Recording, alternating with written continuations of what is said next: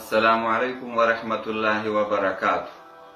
دا چې موږ مسلمانان یو او الله رب العالمین مسلمانانو ته امر کړی په قرآن او په حدیث کې چې تاسې به یو د بل مالونه په حلالو طریقو باندې خورئ، په غلطو او په ناروا طریقو باندې به یې نه خورئ.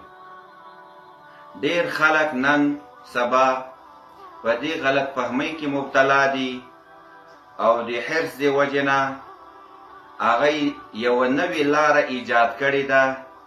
راځئ چې دغه لاره وګورو چې په شریعت کې د دې لارې طریقې سره پیسې ګټل جایز دي او که نه. هغه نوې لاره دا ده چې کله کله یو مسلمان یو بل مسلمان سره په څه خبره باندې بد شي، نو بیا د حسد د وجې نه د زورولو د وجې نه دی راځي په هغه باندې ناحقه دعوا کوي. نو مطلب دا ده چې په یو چا باندې ناحقه دعوه وکړي او بیا خبره محکمې ته لاړه شي یا سپینګیرو مرکچیانو ته لاړ شي، هغه مدعی علیه او مدعی یو دوو کسانو ته اختیار ورکړي، دغه مرکچي راجګ شي، د دوی دواړو منځ کې صلح وکړي.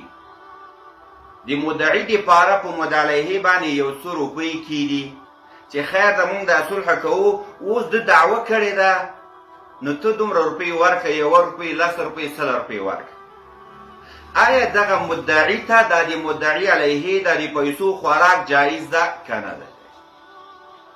علماو لیکلي دي چې که یو چا په ناحقه باندې چا باندې عریضه وکړه او دعوه وکړله او د وخت قاضي و مرکچي، حتی رسول الله صلی الله علیه وسلم فرمایي کمان فیصله وکړله، مدعي ته وایي دغه پیسې تا ته حرام دي.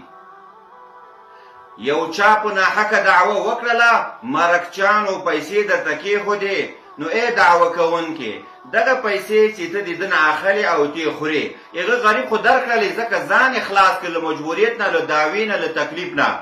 خو دغه دعوه کوونکي ته د دې پیسو خوړل دا صفا داسې حرامې دي لکه د شرابو پیسې چې حرامې دي. دغه پیسې خوړل داسې حرام دي لکه د غلا پیسې چې حرامې دي. دغه پیسې داسې حرامې دي لکه د سود پیسې حرامې دي. نو ډېرو خلکو دغه تجارت شروع کړی، ناحقه دعوې کوي، بیا د خپلو دلایلو د وجې نه یا د چلاکۍ د وجې نه مرکچیان هم غلط کي، محکمه هم غلطه کي او هغه مسلمان هم غلط کي، دته پیسې ورکي. پام کوئ دغه پیسې په هیڅ صورت روانه دي. که څوک هم په دې عمل کې مبتلا وي او په دغه طریقه باندې ګټه وکړي، دا پیسې سوچا حرامې دي. وصلی الله تعالی علی خیر خلقه محمد و آله و اصحابه اجمعین.